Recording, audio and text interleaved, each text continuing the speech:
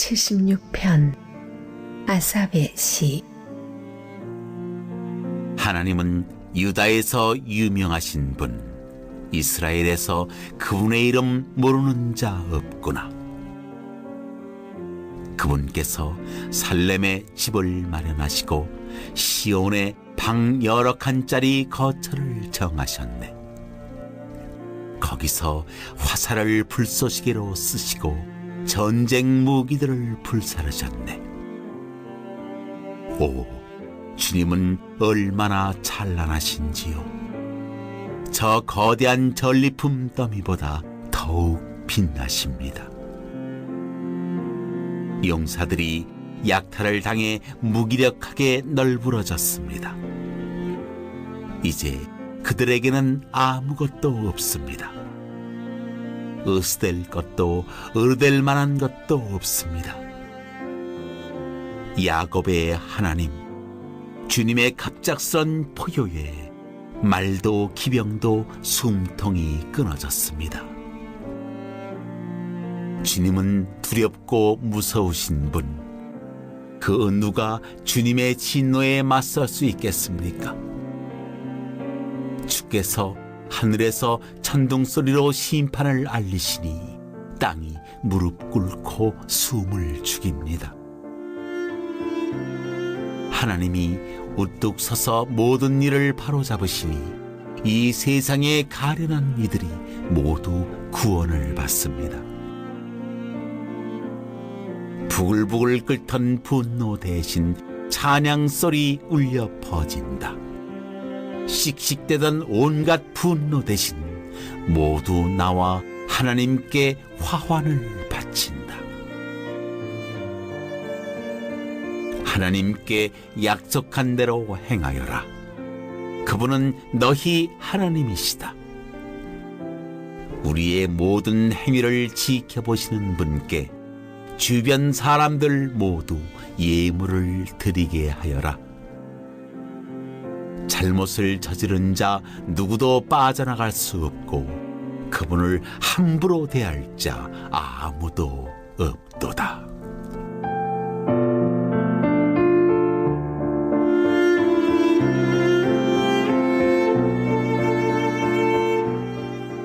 일, 2절 하나님을 향한 찬양으로 시작합니다.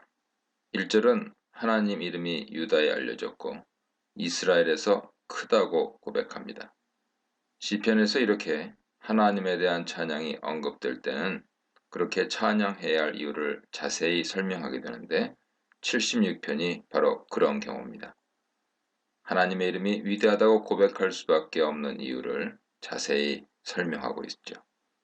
1절에서 하나님께서 유다와 이스라엘에서 찬송 받으실 것이라 선언했는데 2절에서는 그 장소를 더 구체적으로 묘사합니다. 바로 하나님께서 살렘과 시온에 계시기 때문이라는 것이죠. 하나님께서 이스라엘에서 찬양 받으실 이유는 그분께서 예루살렘에 계시고 거기서 위대한 일을 행하셨기 때문이라는 것이죠. 그렇다면 하나님께서 예루살렘에서 행하신 위대한 일은 과연 무엇입니까? 3절 이후 본격적으로 그 내용이 제시됩니다. 3절 6절입니다. 3절부터는 하나님께서 이스라엘을 위해 전쟁을 수행하시는 용사인 것이 자세히 나타납니다. 하나님께서 불화살, 방패, 칼을 깨뜨리셨다고 말합니다. 특별한 것은 불화살, 방패, 칼과 더불어 전쟁까지 깨뜨리셨다고 표현되어 있죠. 히브리시의 평행법을 생각해 볼 때 3절 핵심은 하나님께서 전쟁 자체를 깨뜨리셨다고 말하는 마지막 부분에 있습니다. 하나님은 전쟁 용사이시기에 전쟁 자체까지 다스리고 주장하시는 것이죠. 4절은 그 하나님이 약탈한 산, 즉 시체들이 가득 쌓인 산에서 영화로우시다고 선언합니다. 대적들이 예루살렘에 몰려왔으나 예루살렘에 계신 하나님께서 그들을 모두 물리치시고 승리를 거두셨다는 것입니다. 이 5절은 대적들에 대해 묘사하죠. 마음이 강한 자도 가진 것을 빼앗기고 잠에 빠진다는 것은 대적들이 죽임당했음을 비유적으로 표현하는 묘사입니다. 그들은 모두 전쟁에 강한 용사들이지만 자신의 손조차 발견할 수 없습니다. 진정한 용사의 신 하나님 앞에서 그들은 아무런 힘을 발휘할 수 없는 존재이기 때문이죠. 이처럼 5절은 하나님 앞에서 대적들이 얼마나 무력할 수밖에 없는지 묘사하고 있습니다. 6절은 이어서 대적들뿐 아니라 그들의 병거와 말까지 모두 깊이 잠들었음을 말합니다.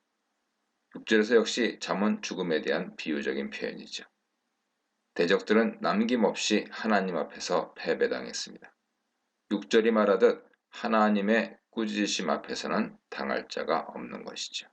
이 후반부는 전반부 메시지를 이어갑니다. 전반부가 하나님 승리에 대한 묘사였다면 후반부는 그러한 하나님 승리에 어떤 의미가 있는지 서술해 갑니다. 7절은 맨 먼저 하나님을 경외 받으실 이로 부릅니다. 여기서 경외받다 하는 히브리어 원어는 노라입니다. 이 노라라는 표현은 시편에서 하나님에 대해 자주 사용되는데 하나님은 두려운 분이시고 존엄한 분이셔서 그분을 극진하게 높여야 한다는 의미를 가지고 있습니다. 76편에서는 전쟁 용사이신 하나님이 승리를 거두셨으므로 그분을 두려워해야 한다는 문맥에서 이 단어를 사용하고 있습니다. 그렇다면 하나님을 경외해야 하는 이유는 그분이 전쟁의 능력을 가지고 계시다는 이유에서만입니까? 그렇지 않습니다. 전쟁 능력으로부터 76편은 하나님을 경외해야 하는 더 깊은 이유로 심화되어 나갑니다. 8절을 보면 하나님께서 하늘로부터 판결을 선포하신다고 말합니다. 76편 주제가 전쟁에서 하나님 통치로 전환되고 있음을 알 수 있습니다. 하나님은 하늘로부터 땅을 심판하시는 분이죠. 하늘과 땅이라는 두 단어가 함께 사용되면 물론 각각 하늘과 땅을 의미하지만 또한 천지 만물, 즉 피조세계 전체를 다 가리키기도 합니다. 하나님은 피조세계 전체를 다스리시는 분인 것이죠. 그렇다면 하나님은 이 땅을 어떤 기준으로 심판하고 판결하시는 것일까요? 바로 그 내용이 9절에 자세하게 설명됩니다. 하나님은 이 땅에 있는 모든 온유한 자를 구원하기 원하십니다. 온유한 자의 원어는 아나부인데 이 땅에서 공의로운 판결을 받지 못하고 억울하게 자신의 권리를 약탈당한 사람들이며 동시에 그런 중에서도 하나님을 의지하고 믿음의 길을 지켜나간 사람들입니다. 하나님께서는 이런 아나부를 구원하기 원하시며 그래서 그들에게 하나님의 공의를 공급하시기 위해 자리에서 일어나십니다. 9절에서 우리는 76편 상반부의 전쟁이 어떤 전쟁인지 분명히 이해하게 되죠. 하나님은 믿음의 사람들이 믿음의 길을 지키기 위해 억울함 당한 것을 풀어주시고 의로 회복시켜 주시기 위해 전쟁을 일으키신 것입니다. 시편의 3권 전체 흐름으로 보면 74편에서 하나님께 구원을 요청한 내용에 대해 하나님께서 공의의 판결로 공의의 전쟁으로 응답하고 계심을 분명히 알게 됩니다.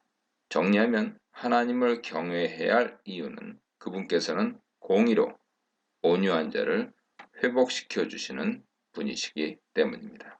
10절은 계속해서 하나님 전쟁의 결과를 묘사하면서 하나님을 경외할 이유를 설명합니다. 사람의 분노가 하나님을 찬송하게 된다는 것은 온유한 자가 억울해하면서 분노하던 것이 하나님 구원을 경험하여 찬송으로 바뀌게 됨을 뜻합니다. 하반절에서 그 남은 노여움까지 하나님께서 허리띠로 뜨신다는 것은 하나님께서 온유한 자의 억울한 분노를 조금도 남기지 않고 다 갚아주신다는 의미입니다. 하나님은 믿음을 가진 사람들이 믿음의 길을 걸어갈 때 그들의 삶에 공의로 보상해 주셔서 기쁨이 회복되게 하시는 분이시죠. 이것이 바로 하나님을 경외할 두 번째 이유입니다. 회복시켜 주시되 온전히 회복시켜 주시는 분인 것입니다. 이러한 내용이 11절에 더 언급됩니다. 76편 시편 기자는 독자들에게 그러므로 하나님께 서원하고 갚으라고 명령합니다. 그분께 삶을 맡기고 그분의 가르침을 신뢰할 이유가 있는 것이죠.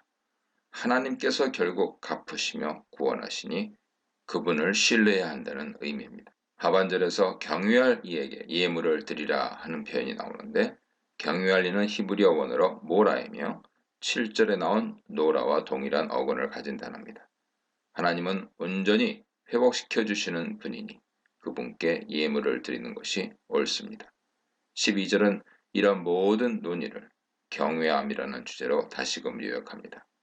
하나님께서 지도자와 열방의 왕들을 다스리시고 그들의 모든 영혼을 주장하시니 그분은 경외받으실 분입니다. 하반절에서 노라가 한 번 더 나타나면서 7절에서 시작된 경외의 주제를 12절에서 마무리합니다. 76편은 전쟁 주제를 통하여 하나님이 경외받으셔야 할 분임을 말합니다. 그분은 온유한 자들에게 공의를 베푸셔서 온전하게 회복하시는 분입니다.